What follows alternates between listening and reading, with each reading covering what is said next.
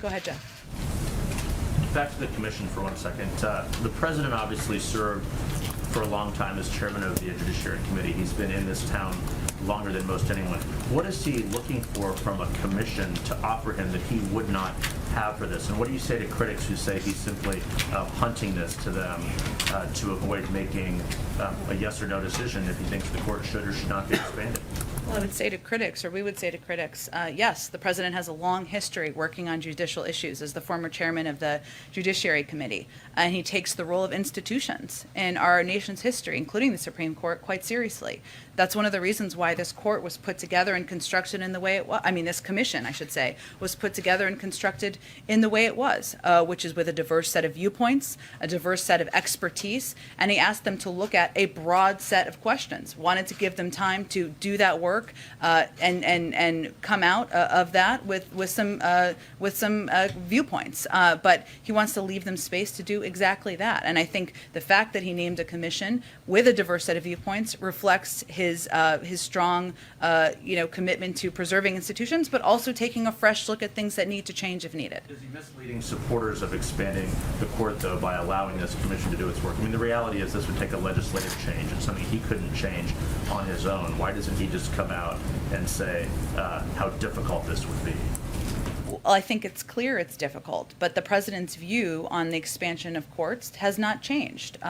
He also wants this group, this commission, to take a close look at a range of issues, not just court expansion, which is an important question for them to examine, but term limits and a range of questions that the commission is looking at. I will also note, though, Jeff, that in the president's statement today, he also made very clear and in pretty strong terms his viewpoints on the ruling of the Supreme Court in this case. And rulings like that do raise concerns, not just for the president, but for people out there in the country about how the court is operating. And I'll just note what he said, for the majority to do this without a hearing, without the benefit of an opinion from a court below, and without due consideration of the issues, insults the rule of law and rights of all Americans to seek redress from our courts. That is, of course, of concern, not just to him, but it should be to all Americans who watched the ruling this morning. On Afghanistan, really quickly, if I can, are there any updates on the 100 to 200 American citizens who were in the country or are still in the country? Do you believe they still are, or what's the latest on the diplomatic mission?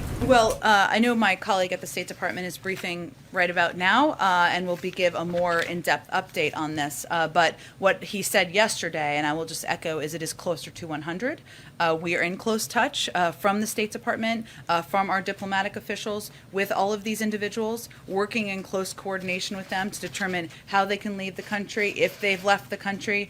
There have been reports, as I think many of you have seen or reported yourself, about charter flights. If I can just speak to that for a moment, because I know it's been a popular question. There have been some confusion about this. We do not have personnel on the ground, nor do we have air assets in the country, and we don't control the airspace. So anyone who's suggesting we are preventing these flights, that's not accurate. We couldn't prevent a charter flight from taking off. But what is important for people to understand is where we have some concern, and that is the fact that we do not have reliable means to confirm the basic details of charter flights, including who may be organizing them, the number of American citizens and other priorities groups on board, the accuracy of the rest of the manifest and where the plane may land, what security protocols they're taking into place. So just to kind of give you an example here, these charter flights are landing on U.S. military bases, and we have to be very careful, and I think it's understandable we have concern about flights where we don't have that level of information and understanding about the manifests, what the protocols are that are underway. There's also a question, there continue to be active ISIS-K threats. And there's also a question of where these flights go, where they land. We know ISIS-K has a keen interest in attacks against aviation targets, and our personnel on the ground in our military bases, and these are among the risks that we take into account.